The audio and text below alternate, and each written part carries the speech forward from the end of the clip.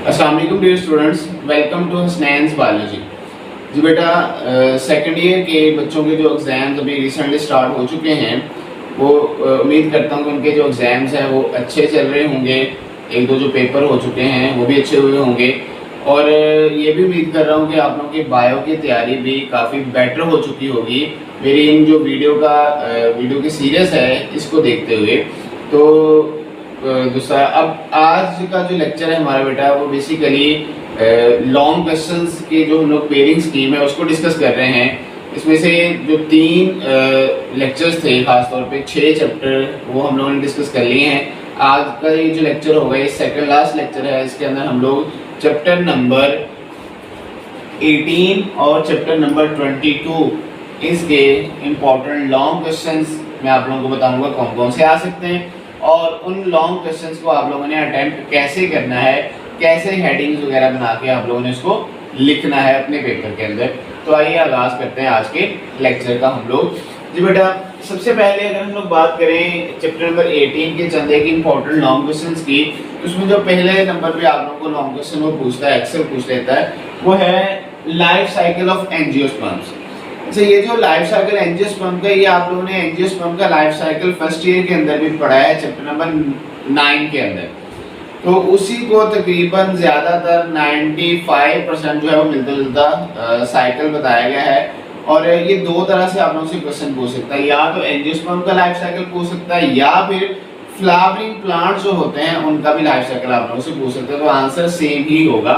इसमें आप लोगों ने स्पोरोफाइट, गेमेटोफाइट और ये जो पूरी जनरेशन है फ्लावर के अंदर जो रिप्रोडक्टिव स्ट्रक्चर्स होते हैं उनके अंदर कैसे मेल पार्ट को क्या कहते हैं, फीमेल पार्ट को क्या कहते हैं, ये बताने के बाद फिर पोलिनेशन कैसे होती है और दोबारा से फ्रूट कैसे बनता है, सीड के बाद फ्रूट कैसे बनता है। तो ये सारी एक्सप्लेनेशन यहाँ पे आप लोगों ने साइकिल की फॉर्म में लिखनी है। इसमें अलहदा से एक्सप्लेनेशन आपकी बुक के ऊपर नहीं दी हुई, सिर्फ और सिर्फ साइकिल बनाया गया है। तो आप लोगों से अगर पूछेगा साइकिल का तो सिर्फ और सिर्फ आप लोगों ने साइकिल ही ड्रॉ करना है, कुछ इसके बारे में थ्योरी वगैरह नहीं लिखनी।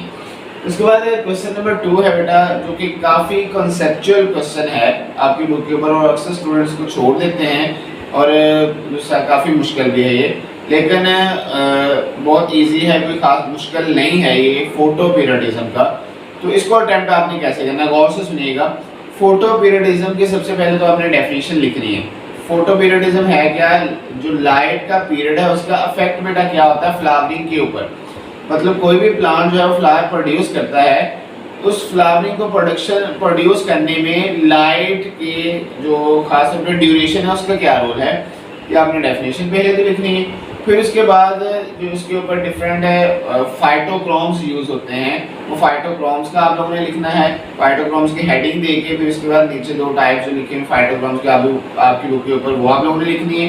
फिर उसके बाद आप लोगों ने जो इसके अंदर चेंजेस आती हैं, शॉर्ट डे प्लांट, फिर आप लोगों ने हेडिंग देनी classification of plant based upon the duration of light. तो उसकी बेस पे 3 क्लासेस बताई गई हैं। वो क्लासेस की आप लोगों ने सब हेडिंग देके उसमें long day plants, short day plants और डे न्यूट्रल प्लांट, इनकी डेफिनेशन लिखते हुए इनकी एग्जांपल्स लिख देनी। फिर उसके बाद लास्ट पे कि इन प्लांट्स के अंदर फ्लावर्स की प्रोडक्शन कैसे होती है according to the duration of light. तो ये ऐसे आप लोगों ने हेडिंग्स देके इसको बेटा अटेम्प्ट करना है लॉन्ग क्वेश्चन को। उसके बाद क्वेश्चन नंबर 3 है बेटा male reproductive system of human का जो मेल रिप्रोडक्टिव सिस्टम है इसमें डायग्राम बनानी जरूरी है। आप लोग इसको कैसे अटेम्प्ट करेंगे, मेल रिप्रोडक्टिव सिस्टम के जो पार्ट्स हैं उनके कंपोनेंट के नेम पहले तो लिखेंगे, आप लोग उसको कर लेंगे। इसमें मेन जो है हम लोग कह सकते हैं कि टेस्टिस आ जाती हैं, टेस्टिस के अंदर जहाँ पे स्पर्म्स की प्रोडक्शन होती है वो आ जाएगा। उसके बाद एसोसिएटेड डक्ट्स आ जाती हैं जिनके जरिए स्पर्म जो है फॉर्मेशन के बाद, मैच्योरेशन के बाद कहाँ तक चले जाते हैं, कॉपुलेटरी ऑर्गन, या हम लोग इसको दूसरा एजैकुलेटरी ऑर्गन भी कहा जा सकता है, या हम लोग कह सकते हैं इसको यूरेथ्रा भी कहा जाता है, क्योंकि यूरेथ्रा तो एक लक्ष्य है जिसके जरिए यूरिन की फॉर्मेशन होने के बाद यूरिन बाहर बॉडी से एक्सक्रीट आउट कर दिया जाता है। तो ये वाले 3 पार्ट्स इसके एसोसिएटेड डक्ट्स के अलावा जो एक्सटर्नल जेनिटेलिया, जिसके जरिए एक्सटर्नल जेनिटेलिया थर्ड वन आ जाएगा, जिसके जरिए स्पर्म्स को ट्रांसपोर्ट किया जाता है फीमेल रिप्रोडक्टिव ट्रैक्ट में। तो ये कंपोनेंट्स के नेम लिखने हैं, डायग्राम ड्रा करनी है, और इन कंपोनेंट्स को वन बाय वन करके एक्सप्लेन कर देना है। मतलब टेस्टिस को आप लोग थोड़ा सा एक्सप्लेन करेंगे, कितने होते हैं टेस्टिस, इनकी कवरिंग के हवाले से आप लोग बात करेंगे। तो इसके बाद एसोसिएटेड डेप्थ्स कौन कौन सी होती हैं उनके बारे में आप लोगों ने बताना है। फिर उसके बाद लास्ट पे जो एक्सटर्नल जेनिटेलिया उसके बारे में थोड़ा सा बता के, और लास्ट पे सीमेन को आप लोगों ने एक्सप्लेन करते हुए टॉपिक को एंड कर देना है। उसके बाद फीमेल रिप्रोडक्टिव साइकिल, ये बहुत इंपॉर्टेंट है। साइकिल ये 2-3 तरह से आप लोगों से लॉन्ग क्वेश्चन पूछ सकता है। मेंस्ट्रुअल साइकिल की फॉर्म में भी पूछ सकता है, फीमेल रिप्रोडक्टिव साइकिल की फॉर्म में भी पूछ सकता है। ये 2-3 तरह से क्वेश्चन आप लोगों से पूछ सकता है। आंसर सेम ही आएगा इसका। इसका ड्यूरेशन कितना होता है ह्यूमन फीमेल के अंदर, ठीक है, और इसमें डिफरेंट हार्मोन्स कौन कौन से इन्वॉल्व होते हैं वो लिखने हैं आप लोगों ने, और आगे पॉइंट्स बने हुए आपको बुक में एज इट इज पॉइंट को आप लोगों ने लिख देना है। उसके बाद क्वेश्चन नंबर 5 बेटा, क्वेश्चन नंबर 5 आता है process of birth. Birth process को शुरू करने से पहले आप लोगों ने गेस्टेशन पीरियड को डिफाइन करना है। ह्यूमन का जो गेस्टेशन पीरियड है वो कितने मंथ होता है, 9 मंथ तकरीबन 280 डेज। और उसके बाद फिर आप लोगों ने जो जैसे ही बेटा फर्टिलाइजेशन हो जाती है, डेवलपमेंट कंप्लीट हो जाती है, ग्रोथ कंप्लीट हो जाती है टिल द 9th मंथ, उसके बाद फिर इसका जो प्रोसेस है वो स्टार्ट हो जाता है। अब स्टार्ट कौन करवाता है, क्या इसमें फीमेल इन्वॉल्व है, क्या इसमें फीटस इन्वॉल्व है? तो ज़्यादातर जो थ्योरीज हैं उसके मुताबिक फीटस खुद इन्वॉल्व होगा बर्थ के प्रोसेस में। वो कैसे इन्वॉल्व होना है, ACTH के जरिए, ऐसे डिफरेंट हार्मोन्स जो सिक्रीट होंगे फीटस से ह्यूमन फीमेल के अंदर जाएंगे और वहाँ पे दूसरा बर्थ के प्रोसेस को स्टार्ट करवाएंगे, और उसमें कौन कौन से हार्मोन्स इन्वॉल्व होंगे, ये हार्मोनल असल में प्रोसेस है। और लास्ट में फिर कितना ब्लड सिक्रीट आउट होता है आफ्टर बर्थ के अंदर आप लोगों ने लिख देना है, और इस टॉपिक को वाइंड अप कर देना है। तो ये थे बेटा कुछ इंपॉर्टेंट 4 से 5 long question chapter number 18 reproduction के चैप्टर में से। कैसे अटेम्प्ट करने हैं वो हेडिंग्स भी मैंने आप लोगों को बता दी हैं। तो आइए चलते हैं नेक्स्ट चैप्टर की तरफ। चैप्टर नंबर 22 है बेटा। Chapter number 22 describe the law of independent assortment. असल में 2 लॉ आप लोगों की बुक के ऊपर यहाँ पे बताया गया, लॉ ऑफ सेग्रीगेशन और law of independent assortment. Law of independent assortment थोड़ा सा कॉम्प्लेक्स है क्योंकि इसके अंदर डाई हाइब्रिड क्रॉस को डिस्कस किया गया है। 2 डिफरेंट जो ट्रेड्स हैं, कंट्रास्टिंग ट्रेड्स, उनको डिस्कस किया हुआ है। इस वजह से ये ज़्यादा इंपॉर्टेंट है मेरे लिहाज से।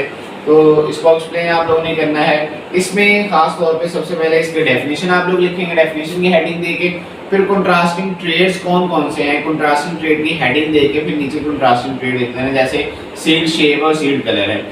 फिर उसकी जीनोटाइप क्या क्या आ जाएगी, वो जीनोटाइप आप लोगों ने लिखना है। राउंड हो सकते हैं, रिंकल्ड हो सकते हैं, येलो हो सकते हैं, ग्रीन हो सकते हैं। राउंड को येलो के साथ, रिंकल्ड को ग्रीन के साथ, ऐसे 2-3 जितने भी कॉम्बिनेशन बनते हैं वो।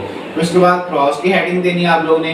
क्रॉस कैसे करवाए थे वो क्रॉस आप लोगों ने थ्योरी के फॉर्म में भी लिख देना, क्रॉस बना भी देने। और लास्ट में फिर इसकी जो भी हम लोग रिजल्ट्स वगैरह हैं, फिनोटिपिक रेशो, जीनोटिपिक रेशो, वो लिख के, और लास्ट पे इसकी जो खास तौर पे जो डायग्राम बनाई जाती है आपकी बुक पर बनाई गई है, उसके अंदर खास तौर पे जो पीरियड स्केयर है उसके जरिए इसको एक्सप्लेन किया गया। तो पीरियड स्केयर की भी हेडिंग देके आप लोगों ने इसको कंप्लीट कर देना है। प्रोबेबिलिटी मतलब किस तरह से 9:3:1 की रेशो आती है, वो प्रोबेबिलिटी भी आप लोगों ने इसमें वो टेबल बना, वो टेबल भी लास्ट में आप लोगों ने बना लेना है। उसके बाद क्वेश्चन नंबर बेटा 2 है, explain the incomplete dominance with the help of example. Incomplete dominance को एक्सप्लेन आप लोगों ने करना है with the help of example ABO blood group system के लिहाज से खास तौर पे। तो ABO ब्लड ग्रुप सिस्टम के अंदर खास तौर पे जो AB ब्लड ग्रुप है वो असल में एक्सप्लेन कर रहा है कोडोमिनेंस। तो सबसे पहले आपने कोडोमिनेंस की डेफिनेशन लिखनी है, जिसमें दोनों जो एलील्स हैं वो कंप्लीटली अपने आप को एक्सप्रेस कर रही हैं। तो इसको सॉरी इनकम्प्लीट की हम लोग बात कर रहे हैं, मतलब दोनों थोड़ा थोड़ा करके वो एक्सप्लेन करेंगी, अपने आप को एक्सप्रेस करेंगी, कंप्लीटली नहीं करेंगी। तो इसके अंदर 4 o'clock प्लांट की एग्जांपल आप लोगों ने देखे, एक वाइट कलर का एक रेड कलर का, दोनों जब इकट्ठे होंगे तो पिंक कलर शो होगा। तो दोनों ही अपने आप को कम्प्लीटली एक्सप्रेस नहीं करे, हाफ हाफ, और ब्लेंड शो हो रहा है इसका। तो ये आप लोगों ने हेडिंग देके ऐसे ही पहले इनकम्प्लीट डोमिनेंस की डेफिनेशन, फिर एग्जांपल की हेडिंग देंगे, एग्जांपल में 4 o'clock प्लांट की, उसकी जीनोटाइप्स क्या क्या हो सकती है, फिनोटाइप क्या क्या हो सकते हैं, उसके क्रॉस में आके आप लोगों ने क्वेश्चन को फाइंड आउट कर देना है। फिर उसके बाद ABO ब्लड ग्रुप सिस्टम को आप लोग एक्सप्लेन करना है with as example of codominance. तो आपने सबसे पहले कोडोमिनेंस की डेफिनेशन लिखनी है, जिसमें दोनों एलील्स अपने आप को कंप्लीटली एक्सप्रेस करती हैं। तो उसके बाद एग्जाम्पल की हेडिंग देगी A B blood group system लिखना है, और इसमें ए बी जो ब्लड ग्रुप है वो एज एग्जाम्पल के तौर पे यूज करते हैं। इसमें आप लोगों ने पहले तो जीन जो सेल्स को कंट्रोल कर रहा है आई जीन की जीनोटाइप्स कौन कौन सी हो सकती हैं, आई ए आई बी स्मॉल आई हो सकती है, और ये कॉम्बिनेशन का कैसे होगा, आई ए हो सकता है, आई ए स्मॉल आई हो सकता है, आई बी हो सकता है, आई बी स्मॉल आई हो सकता है, या स्मॉल आई हो सकता है। इसमें जब आई ए और आई बी जब इकट्ठा हो जाएगा तो उस वक्त ए बी और दोनों ही अपने आप को जीन्स एक्सप्रेस करेंगे, रील्स एक्सप्रेस करेंगे कम्प्लीटली, और A B blood group system आ जाएगा। ये एज एग्जाम्पल के तौर पे आप लोगों ने कोड यहाँ पे कर देना है। तो उसके बाद क्वेश्चन नंबर 4 है बेटा, RH इनकम्पैटिबिलिटी क्या है। ये दो तरह से क्वेश्चन पूछ सकता है, या तो एरिथ्रोब्लास्टोसिस फर्टाइलिस डायरेक्टली आप लोगों से पूछ लेगा, या फिर RH इनकम्पैटिबिलिटी फैक्टर क्या होता है।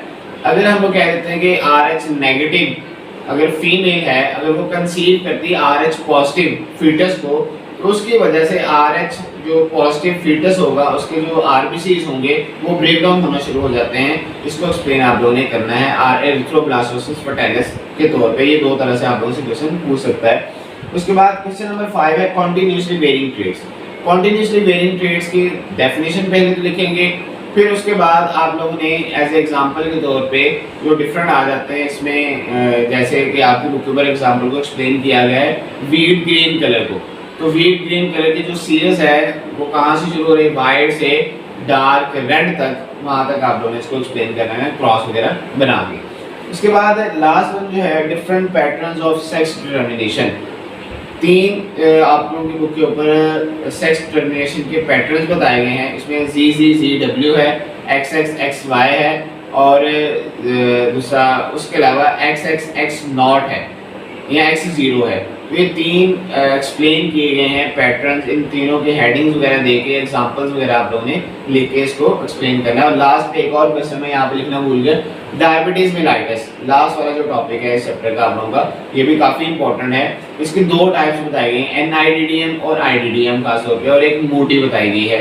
तो इन तीनों को आप लोगों ने हेडिंग्स देके इनके काजेस क्या क्या होते हैं और इसको क्योर कैसे किया जाता है, ट्रीटमेंट कैसे इसका किया जाता है। सबसे पहले डायबिटीज मेलाइटिस होती है, फिर उसके बाद आप लोगों ने टाइप्स की हेडिंग देके 1 बाय 1 करके IDDM insulin dependent diabetes mellitus, non insulin dependent diabetes mellitus और बूटी को आप लोगों ने 1 बाय 1 करके एक्सप्लेन कर देना है। इसके काजेस क्या क्या होते हैं, किस एज पे होता है, और इसके ट्रीटमेंट इसका क्या है, कैसे आप लोग इससे बच सकते हैं। तो ये आप लोगों ने ऐसे इसको एक्सप्लेन करना डायबिटीज मेलाइटिस का। तो ये था बेटा आज का लेक्चर, जिसके अंदर हम लोगों ने चैप्टर नंबर 18 और चैप्टर नंबर 22 के इम्पोर्टेंट लॉन्ग क्वेश्चंस के हवाले से बात की, और किस तरह से आप लोगों ने इसको अटेम्प्ट करना है, हेडिंग्स वगैरह कैसे बनानी है, इस पूरी वीडियो को आप लोगों ने गौर से सुनना है। तो thank you so much and अल्लाह हाफिज़। और उम्मीद करता हूँ बेटा आप लोग तैयारी अपनी अच्छे से जारी रखेंगे। बायो का भी आप लोगों का आने वाला है पेपर, तो अपनी तैयारी अच्छे से भरपूर तरीके से कीजिएगा। अल्लाह हाफिज़।